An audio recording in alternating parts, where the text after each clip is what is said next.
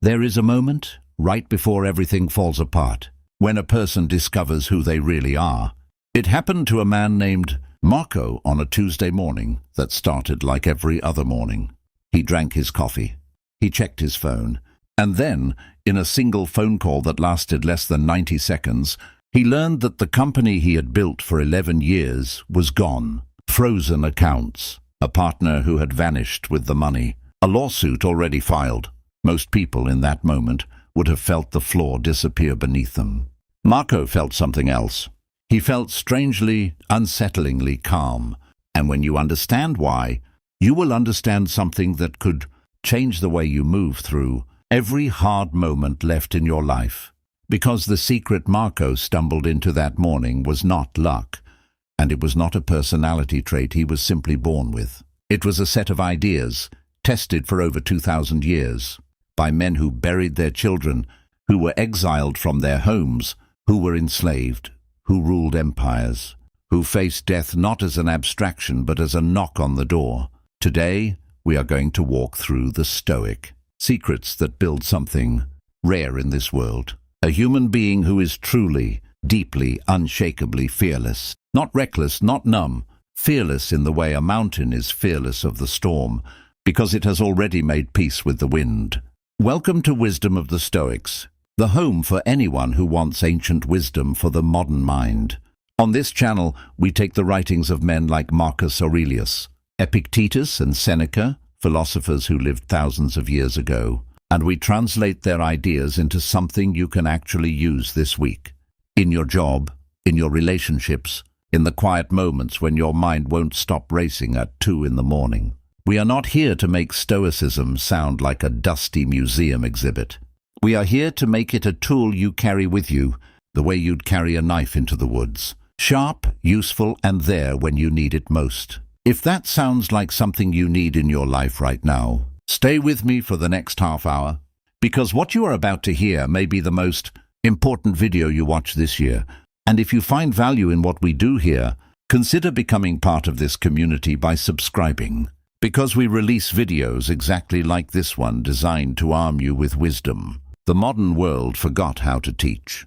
Let's go back to Marco for a moment, because his story is the thread we're going to follow through everything else. Marco was not a philosopher. He didn't read Latin. He ran a small logistics company, the unglamorous kind of business that moves boxes from one place to another, and he had built it from nothing, starting in a rented garage with 2 borrowed trucks. For years his life was defined by forward motion. More contracts, more trucks, more employees who depended on him for their mortgage payments and their children's school fees. And like so many of us, Marco had quietly, without ever deciding to, made his business the center of his identity. Ask him who he was, and he would answer with what he did. Take away the company, and in his own mind, you would take away Marco. So when the call came that Tuesday morning, telling him that his business partner had drained the accounts and disappeared, and that clients were already lining up lawyers, Marco should have collapsed. By every normal measure, this was the kind of event that ends a person, at least for a while. It's the kind of loss that keeps you in bed for a week, that turns your stomach to acid, that makes you snap at the people you love the most. And for the first 10 minutes, that's exactly what happened to Marco. His hands shook. His chest tightened.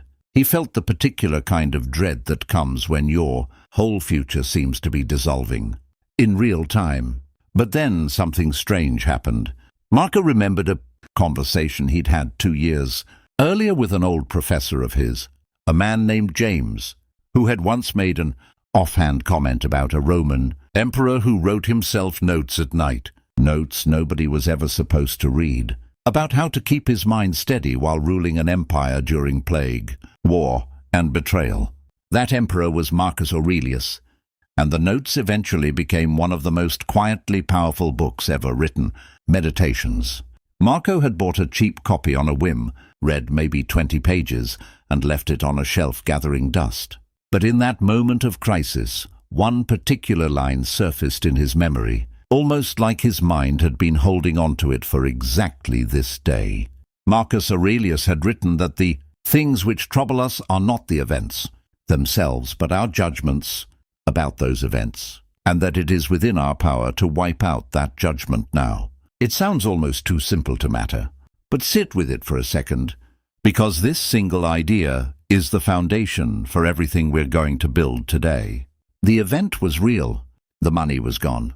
The lawsuit was real, but the terror, the sense that his life was ending, the spiral of catastrophic thoughts about homelessness and failure and shame, those were not facts. Those were interpretations generated by Marco's own mind, layered on top of the raw event like paint over a canvas. And if the paint was something his mind had put there, then his mind could, with effort and practice, take it off again. This is the first Stoic secret to fearlessness. And it might be the most important one. You are not afraid of what is actually happening to you. You are afraid of the story you are telling yourself about what is happening to you. Separate the story from the fact, and you take away fear's fuel. I want you to think of a moment in your own life when you felt genuine dread, maybe about a health scare, a relationship ending, a job on the line. Now ask yourself honestly, in that moment, were you afraid of the literal event, the numbers on a page, the words in a text message, or were you afraid of the imagined future your mind built on top of it? The job loss itself is just an absence of income for some period of time. The fear is the story about becoming worthless, about your family losing respect for you, about ending up broke and alone. Notice how much heavier the story is than the fact. The Stoics weren't in denial about hardship. They weren't telling themselves comforting lies. They were making a precise, almost surgical distinction between what is happening and what you are adding to it. And that distinction is where your power lives. Epictetus, one of the three towering figures in Stoic philosophy, understood this better than almost anyone in human history, because he had more reason than most to feel powerless. He was born into slavery in what is now Turkey, sometime in the 1st century. His body was, by historical account, permanently injured, possibly from mistreatment by his master. He owned nothing. He controlled nothing about his external circumstances, not his labor, not his location, not even, in the eyes of Roman law, his own body. And yet Epictetus became one of the most influential teachers in the ancient world, a man whose lectures were later transcribed by a student and turned into a text, called the Enchiridion, or the handbook which soldiers, statesmen, and later a Roman emperor would carry with them for guidance. Epictetus built his entire philosophy on one dividing line, and once you understand it, you cannot unsee it. He said that some things are within our power and some things are not. Within our power are our opinions, our impulses, our desires, our aversions, in short, everything that is our own doing. Not within our power are our bodies, our property, our reputation, our position, in short, everything that is not our own doing. This is often called the dichotomy of control, and it is, in essence, a filter you can run every fear through. Ask yourself, is this thing I'm afraid of actually within my control? If it is, then fear is useless, because you should simply act. If it isn't, then fear is also useless, because no amount of anxiety will change an outcome that was never yours to determine in the first place. Either way, the fear itself turns out to be a wasted expenditure of energy spent on a problem it cannot solve. This doesn't mean you stop caring about outcomes. It means you stop attaching your peace of mind to things you were never in charge of. Let's bring this back to Marco, sitting in his office that Tuesday morning, phone still warm in his hand. He could not control the fact that his partner had stolen the money.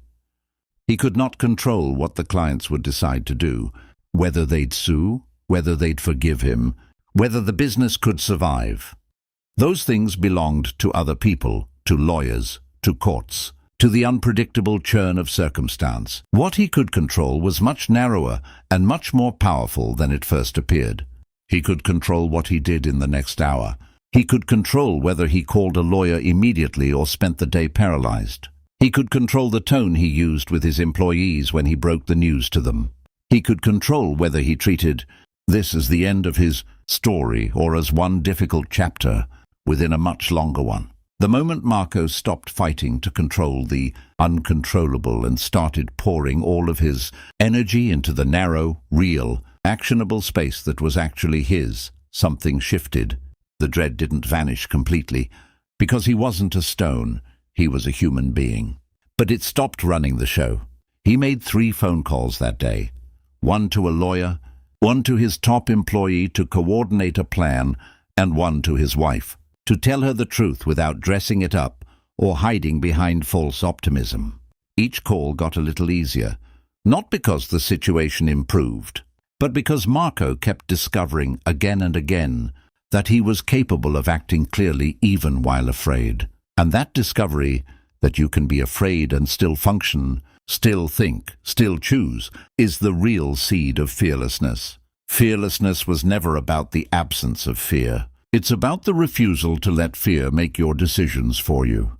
I want to introduce you to someone else now, a woman named Elena, because fear doesn't only show up in dramatic, cinematic moments like the collapse of a company. Sometimes it shows up quietly, disguised as ordinary anxiety, and it can be just as corrosive over a longer stretch of time. Elena was a nurse in a busy hospital, and by any outside measure her life was stable. Steady job, a small apartment, a close circle of friends. But Elena lived with a particular kind of fear that many people will recognize instantly, the fear of what other people thought of her. She rehearsed conversations before they happened. She replayed conversations after they happened, scanning for any sign she had said the wrong thing, offended someone, revealed too much of herself.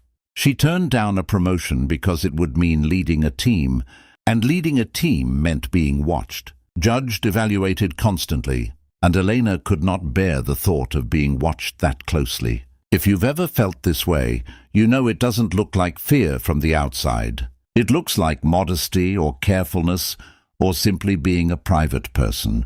But underneath it, quietly running the whole operation, is fear, specifically fear of other people's opinions, fear of reputation, fear of how you appear in the minds of others, a category of thing that Epictetus placed firmly outside of your control. And this is where Stoicism becomes almost uncomfortably direct with you, because it asks a question most of us avoid asking ourselves. Why are you giving so much power over your peace of mind to a thing you cannot control in the first place? Marcus Aurelius, writing in his private journal, that same emperor whose words reached Marco through an old professor, wrestled with this exact issue because even an emperor, a man with more external power than almost anyone alive at the time, was not immune to caring what others thought of him. He wrote to himself, essentially reminding himself that when he wanted to feel comforted, he should think of the qualities of the people around him, most of whom he admitted he could not fully trust to judge him fairly, because they too were driven by their own confusions, ambitions and blind spots. In other words, the Emperor of Rome was quietly telling himself, stop outsourcing your self-worth to an audience that doesn't even know what it's talking about. This is a hard truth to swallow, because we are social animals, wired over hundreds of thousands of years to care deeply about our standing within the group, since in our evolutionary past, being cast out of the group could mean death. But the modern world has hijacked that ancient wiring. It's no longer your tribe of 30 people whose opinion determines your survival. It's an audience of anonymous strangers, co-workers who barely think about you when you're not in the room, acquaintances whose judgments shift with the wind. And yet we let that audience dictate our choices, our careers, our silence, our fear. Elena's turning point came, oddly enough, not from a book, but from a conversation with Marco, who by this time had become a close friend of hers, both of them part of a small group that met occasionally to talk through hard things. Marco told her about the phone calls he'd made the day his business fell apart, about how the fear of what his employees would think of him almost stopped him from calling them at all, and how he realized, in that moment of hesitation, that he was about to let his fear of their judgment cost him the chance to actually help them. He told her something simple, something almost embarrassingly plain, but it landed for her like a small earthquake. The people whose respect you're afraid of losing are, statistically, thinking about you far less than you imagine. And even when they are thinking about you, their opinion has zero effect on the actual quality of your character. Seneca, the third of our great Stoic teachers, a man who served as an advisor to the Emperor Nero, a role that eventually got him ordered to take his own life, wrote extensively about this exact trap in his letters to a friend named Lucilius. Seneca had, in many ways, more reason than almost anyone to be consumed by fear of what others thought, because in the court of Nero, reputation could be the difference between life and death, quite literally. And yet Seneca kept returning, letter after letter, to the same insistence that a person's worth cannot be borrowed from the crowd, and cannot be destroyed by the crowd either, because the crowd is fickle, uninformed, and frequently wrong. He told Lucilius that it is not the man who has too little who is poor, but the man who craves more, and this applies just as much to the craving for approval as it does to the craving for money. Elena didn't transform overnight. Nobody does. But she started with something small.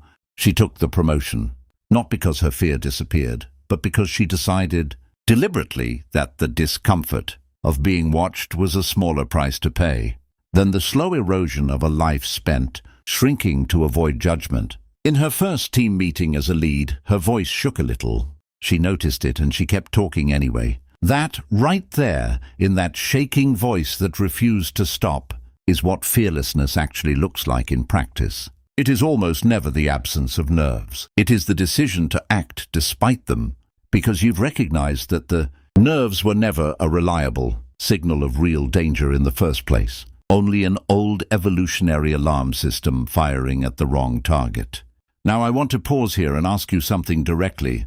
Think about one area of your life right now where fear of judgment is quietly steering your choices. Maybe it's a business idea you haven't started because you're afraid of looking foolish if it fails. Maybe it's a relationship where you stay silent about what you actually need because you're afraid of seeming difficult. Maybe it's a creative project sitting in a drawer because you're afraid of what your family would say. I'd genuinely love for you to put that in the comments below, because naming the fear, actually writing it down in plain words, is itself a Stoic exercise, one that strips the fear of some of its power the moment it leaves the vague fog of your mind and becomes a specific sentence on a screen. Let's talk now about a technique the Stoics practice deliberately, almost like training for the mind, because fearlessness in Stoicism was never treated as a personality trait you either have or don't have. It was treated as a skill, built through repetition, the same way a soldier trains before battle, or an athlete trains before competition.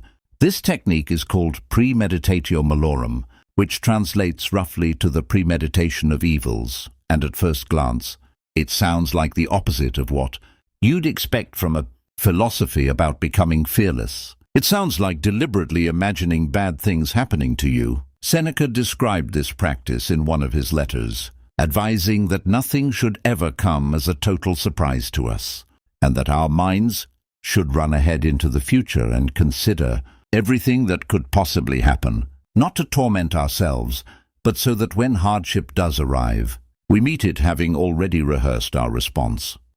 He wrote about picturing exile, poverty, illness, even death itself, not as morbid obsession, but as a kind of psychological armor worn in advance, so that when misfortune actually knocks, it finds you prepared rather than shattered.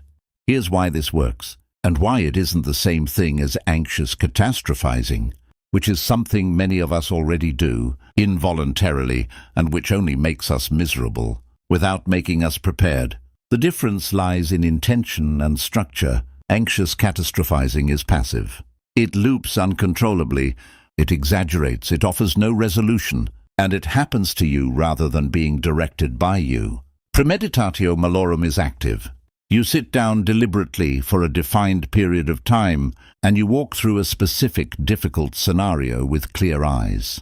What would I actually do if I lost my job tomorrow? What would my first 3 steps be? Who would I call? What would I say? What resources do I actually have that I'm forgetting about in my panic? And then, crucially, you close the exercise, you set it down, and you return to your day.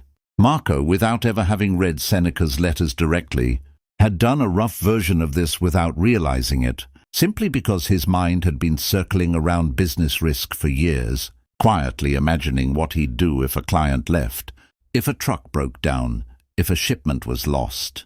When the actual disaster came, in a form far worse than anything he'd specifically imagined, the general muscle of having thought through hard scenarios before still served him.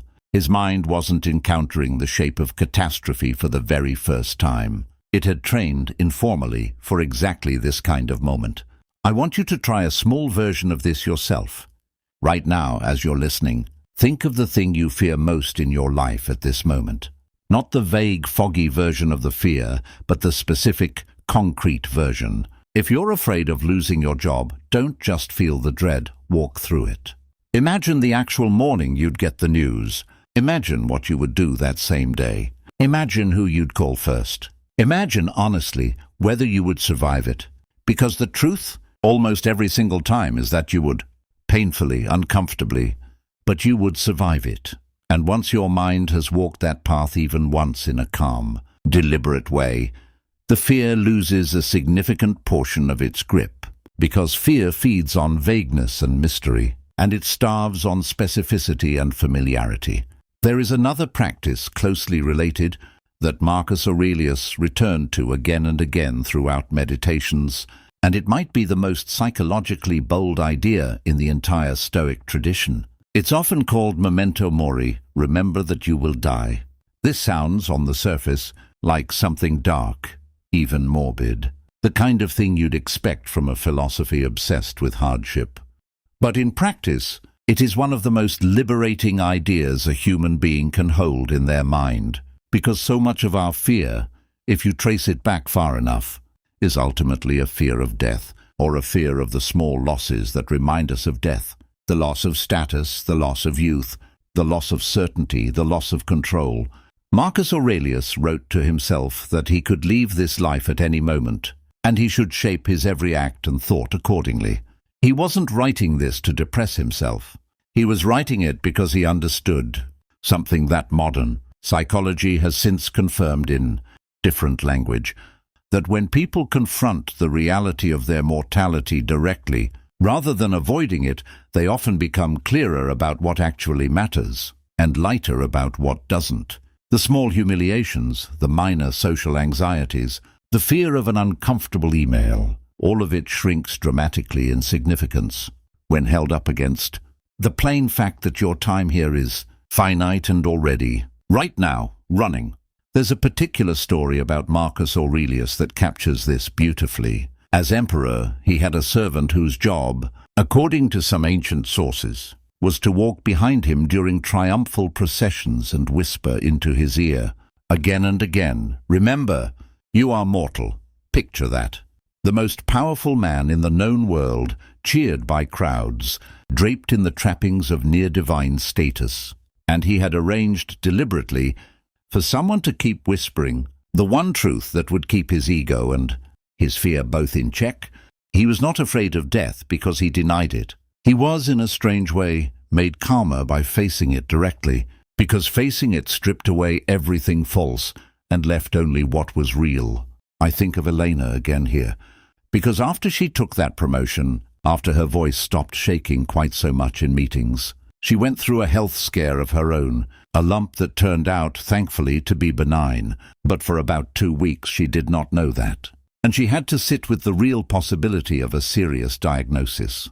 She told the group later that those 2 weeks, as frightening as they were, gave her a strange gift. Every small anxiety she used to carry, about what a coworker thought of her tone in an email, about whether she'd said something slightly wrong at dinner, simply evaporated.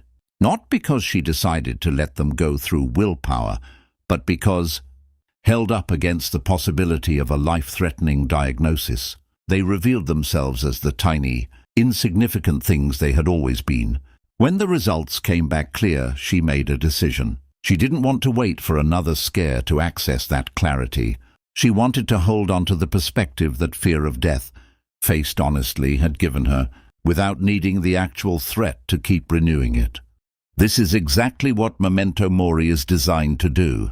It's a deliberate, repeated reminder not to make you fear death more, but to use the fact of death as a filter that burns away trivial fears and leaves you focused on what genuinely matters, how you're spending your finite days, whether you're living according to your own values or according to a script written by other people's expectations, whether you're speaking honestly to the people you love or holding back out of hobbyist.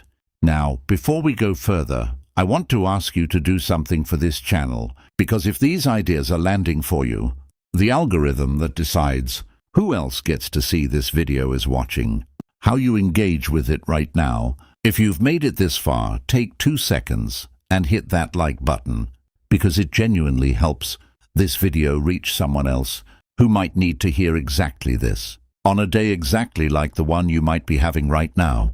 And if you haven't already, subscribe to Wisdom of the Stoics, because we're building something here, a place where ancient philosophy stops being abstract and starts becoming armor you actually wear into your daily life. Let's move now to a technique that Marcus Aurelius used specifically to deal with fear rooted in feeling small, overwhelmed, or trapped inside a problem that seemed too large to survive. It's sometimes called the view from above, and it's a mental exercise where you imagine yourself rising up, higher and higher, above your immediate circumstances, above your city, above the country, until you can picture the entire scope of human life unfolding across the earth. All its wars and celebrations and griefs and joys happening simultaneously, none of it permanent, all of it part of a vast continuous flow.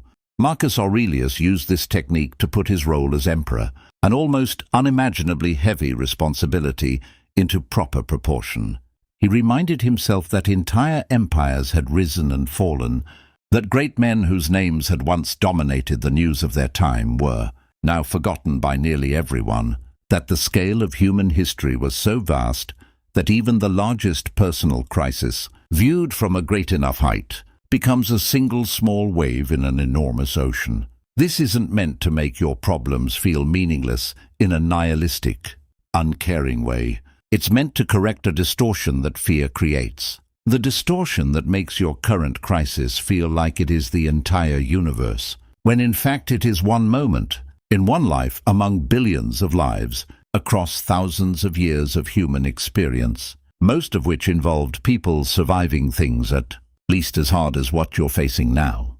Marco used a version of this, again without knowing its Stoic name, in the weeks after his business collapsed. He told Elena, during one of their group meetings, that he had started taking long walks at night, and during those walks he would deliberately think about how many people, throughout history, had lost everything and rebuilt, not in a way that minimized his own pain, but in a way that reminded him he was not the first human being to stand in the wreckage of a failed plan and have to decide what to do next. He was joining a long line of people who had faced exactly this kind of moment, and most of them eventually found their footing again.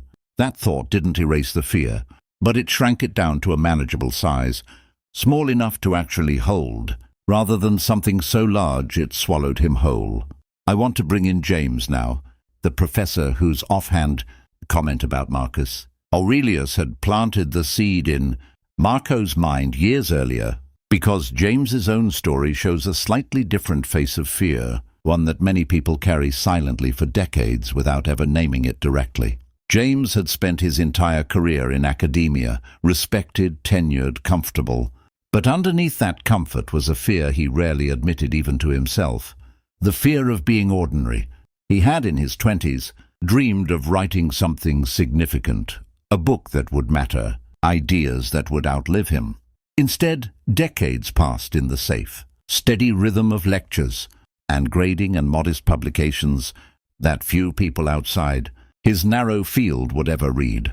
He wasn't unhappy exactly, but there was a quiet, persistent ache, the fear that he had let his one chance at something larger slip through his fingers, because it was easier and safer to stay where he was. This is a different flavor of fear than the dramatic collapse Marco faced, or the social anxiety Elena carried. It is the slow, creeping fear of regret, The fear that shows up not in a single terrifying moment, but in the quiet accumulation of years spent avoiding risk. And Stoicism has something specific to say about this too, something rooted in the idea of virtue as the only true good. This idea sits at the very center of Stoic philosophy, and it might be the single most radical claim the Stoics ever made. They argued that external things, wealth, reputation, health, even life itself, are not truly good or truly bad in themselves. They are what the Stoics called indifferents, things that can be used well or used poorly, but that do not determine the actual quality of a person's character. The only true good in Stoic thought is virtue, meaning wisdom, justice, courage, and self-discipline, exercised through your own choices. Everything else, wealth or poverty, health or sickness, praise or blame, success or failure, is external and therefore, by the Stoic dichotomy of control, not truly yours to claim credit for or to be destroyed by. For James, this idea landed with unusual force because it reframed the entire question that had been quietly haunting him. He had been measuring his life against an external standard: fame, publication, recognition, things entirely outside his control, subject to luck, timing, and the unpredictable taste of readers and institutions. But the actual thing within his control, whether he lived with courage, whether he pursued his ideas honestly, whether he treated his students with genuine care, whether he told the truth, even when it was uncomfortable, that had been available to him the entire time, regardless of how many books he published or how famous he became. At 61 years old, James finally sat down and began writing the book he had wanted to write in his 20s. Not because he suddenly believed it would make him famous, that outcome was never his to control anyway, but because writing it honestly, with real courage, was itself the good, the virtue, the thing Stoicism said actually mattered. He told Marco and Elena in one of their conversations that he wished he had understood this 40 years earlier, because the fear of being ordinary had cost him decades of hesitation, when the truth was that ordinariness was never the real danger. The real danger had been living, according to a story about external validation instead of according to his own courage.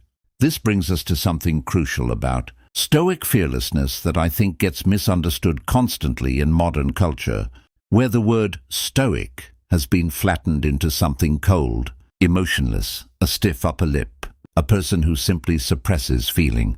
That is not what these three men taught, and it's not what Marco, Elena, or James discovered either. Seneca wept when his friends died. Marcus Aurelius wrote openly about grief in his journal after the death of people close to him. Epictetus taught about compassion and care for others constantly throughout his lectures. Stoic fearlessness was never about becoming numb. It was about becoming discerning, learning to separate the things worth fearing, which turn out to be remarkably few, from the things we've simply been trained by habit, culture, and evolution to fear without examination. Let's talk about what actually is worth taking seriously in Stoic thought, because fearlessness doesn't mean recklessness, and it doesn't mean pretending that nothing matters. The Stoics drew a sharp line between fear, which is an anxious anticipation of a future evil, and caution, which is a reasoned, deliberate care about outcomes that remain within your influence. A Stoic doesn't walk carelessly into traffic to prove a philosophical point. A Stoic still locks their doors, still saves money, still goes to the doctor when something feels wrong. The dichotomy of control was never an excuse for passivity.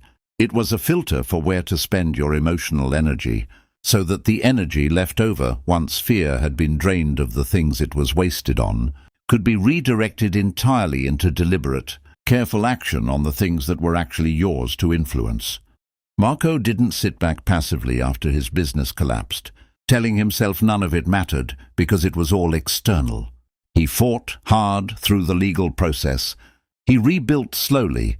He took a job driving one of his old trucks for a competitor for nearly a year while he saved enough to try again on a much smaller scale. The Stoic reframe didn't remove his motivation to act. It removed the paralysis that fear had been causing and redirected that same energy into clear, deliberate movement. This is the part people miss when they imagine Stoicism as passive resignation. It's the opposite. It's an intensely active philosophy, precisely because it refuses to waste energy on anxiety about things beyond your control, freeing every last bit of that energy for the things within it. There's a particular passage from Epictetus that I think about often, where he compares life to a sea voyage. When the ship stops at a port, he says, and you go ashore to gather water. You might pick up a small shellfish or a vegetable along the way, but your mind should always be on the ship, ready to return the moment the captain calls. Because if you wander too far chasing after the small pleasures on shore, you risk being left behind, dragged aboard by force, tied up like cargo. This is one of the most vivid images in all of Stoic literature, and it captures something essential about fearlessness. It's not that the small things in life, wealth, comfort, relationships, achievements, don't matter at all. It's that you hold them the way you'd hold that shellfish, with a light grip, gathered along the way, enjoyed while you have them, but never so tightly clutched that losing them destroys you. Because the ship, the larger arc of your life and character, was always the real point of the journey. I think this is why fear grips us so tightly in the modern world, more tightly in some ways than it gripped people in harder, more physically dangerous eras of human history. We have, almost without noticing, tied our entire identity to things Epictetus would call the shellfish. Our job title, our social media following, our relationship status, our bank balance. We clutch these things so hard that the mere possibility of losing them triggers something close to existential terror, when in truth, these things were never meant to be held that tightly. They were meant to be enjoyed, used, appreciated, and released when circumstances demanded it. While the ship, your actual character, your courage, your integrity, your capacity to keep choosing well no matter what happens around you, sails on regardless. Elena told the group something, months after her health scare, that I think captures the entire arc of what we've been discussing. She said that fear, before she'd encountered these ideas, had felt like an ocean she was constantly treading water in, exhausting, endless, with no shore in sight. Afterward it felt more like weather, real, sometimes uncomfortable, occasionally severe, but something that passed through rather than something she was drowning in permanently. Fear didn't disappear from her life. She still felt her pulse quicken before a difficult conversation. She still felt a jolt of anxiety when her phone rang unexpectedly late at night. But she had learned to hold that fear the way you'd hold a passing storm, with the understanding that storms end, and that her job was simply to keep steering the ship through it rather than abandoning the wheel entirely. I want to give you something practical now, a way to actually apply everything we've discussed today, because ideas without practice remain just ideas, pleasant to listen to, forgotten by tomorrow. Here is a simple structure, drawn directly from the 3 teachers we've spent this video with, that you can use the next time fear grips you, whether it's a small daily anxiety or something as large as what Marco faced that Tuesday morning. First, separate the fact from the story. Ask yourself plainly, what has actually happened in the fewest possible words, stripped of interpretation? Then ask, what story have I added on top of that fact? And is that story something I actually know to be true, or something my mind has constructed out of fear? This alone, done honestly, diffuses an enormous percentage of everyday anxiety, because most of what we fear turns out to live entirely in the story, not in the fact. Second, run the dichotomy of control. Ask, what part of this situation is actually within my power to influence? And what part belongs entirely to other people, chance or time? Pour your energy exclusively into the first category. Consciously, deliberately. Release your grip on the second, not because it doesn't matter, but because gripping it tighter changes nothing except your own suffering. Third, use Premeditatio malorum, deliberately and briefly. Sit with the worst realistic version of the outcome you're afraid of, not to spiral but to plan. Ask yourself what you would actually do if it happened, who you would call, what your first 3 steps would be. Then set the exercise down and return to the present, because its purpose was preparation, not rumination. Fourth, remember memento mori, not as a morbid dwelling on death, but as a filter. Ask yourself whether this particular fear will matter to you on your deathbed, whether it's worth the emotional energy you're currently spending on it, given the shortness and preciousness of the time you actually have. And fifth, take the view from above. Zoom out. Remind yourself that you are one person, in one moment, within an almost unimaginably vast sweep of human history, most of which was survived by people who faced hardships at least as severe as yours, usually with far fewer resources and far less understanding than you currently have available to you. These 5 steps are not a magic formula that erases fear instantly. Nothing does, and anyone who tells you otherwise is selling you something false. But practiced consistently the way Marco, Elena, and James each practiced their own version of them, these steps do something quietly extraordinary over time. They change your relationship with fear itself. Fear stops being the thing that decides what you do. It becomes simply information, a signal worth noticing, occasionally worth heeding, but never again the master of your choices. I think often about how the video started, with Marco sitting in his office that Tuesday morning, phone still warm in his hand, the floor of his life seeming to disappear beneath him. I think about the version of that story where Marco never remembered that offhand comment from his old professor, where he never picked up that dusty copy of Meditations, where the fear simply won, and he spent the following months paralyzed instead of acting. That version of the story was entirely possible. It's the version that plays out for so many people, not because they're weaker or less capable, but because nobody ever handed them the tools to separate the fact from the story, to draw the line between what's theirs to control and what isn't, to rehearse hardship in advance so it doesn't ambush them unprepared. That's the entire purpose of everything we do here on Wisdom of the Stoics. These ideas are not decoration. They are not trivia about dead philosophers to make you sound clever at a dinner party. They are tools tested across 2,000 years by an enslaved man who became one of history's great teachers, by an advisor who faced the volatile temper of a dangerous emperor and still found the composure to write letters that comfort people today, by an actual emperor who whispered reminders of his own mortality to himself in the middle of unimaginable power, precisely so that fear and ego would never be allowed to run his life for him.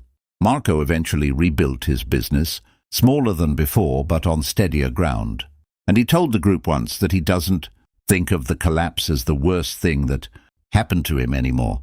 He thinks of it as the day he found out what he was actually made of, which turned out to be far sturdier than he'd ever had reason to test before. Eleanor leads a full team now, and while her voice still occasionally shakes before a hard conversation, she no longer treats that shake as a signal to stay silent. James finished his book. It didn't make him famous. He told the group, laughing quietly, that he thinks perhaps 11 people have read it cover to cover. But he said those words without a trace of the old ache, because he understood, finally, that the courage it took to write it honestly was the actual good, the thing that was always his to claim, regardless of how many people ever turned its pages. If any part of their stories felt familiar to you today, if you recognized your own fear of judgment in Elena, your own fear of collapse in Marco, your own quiet fear of an ordinary, unrisked life in James, I want you to know that the path they walked is available to you too. It doesn't require becoming a scholar of ancient philosophy. It requires a handful of ideas, practiced deliberately day after day, until they become less like borrowed wisdom and more like your own instinct. I'd love to hear which of these ideas hit you the hardest today. Was it the dichotomy of control, learning to release your grip on what was never yours to hold? Was it Premeditatio malorum, the deliberate rehearsal of hardship so it never catches you unprepared? Was it Memento mori, the strange, clarifying gift of remembering that your time is finite? Tell me in the comments, because this channel exists as a genuine conversation, and I read every single one of them. And if this video gave you something real today, something you plan to actually carry with you this week, do 3 things for me. Like the video, because it tells YouTube to put this exact message in front of someone else who needs to hear it today. Subscribe to Wisdom of the Stoics, because we are building a library of exactly this kind of practical, ancient wisdom, week after week, designed to arm you against the fear that keeps so many people small. And share this with one person in your life who is standing right now in a version of Marco's office, phone still warm in their hand, wondering if the floor is about to disappear beneath them. Because the truth these three ancient teachers spent their entire lives trying to hand down to us is this: the floor was never as solid as you thought it was, for any of us at any point, and that was never the tragedy it seemed to be. The moment you stop needing solid ground beneath your feet, the moment you build your steadiness inside yourself instead, is the exact moment you become the kind of person nothing can truly shake again. That is what it means to be fearless. Not the absence of storms, but the discovery that you were always strong enough to sail through them. I'll see you in the next one.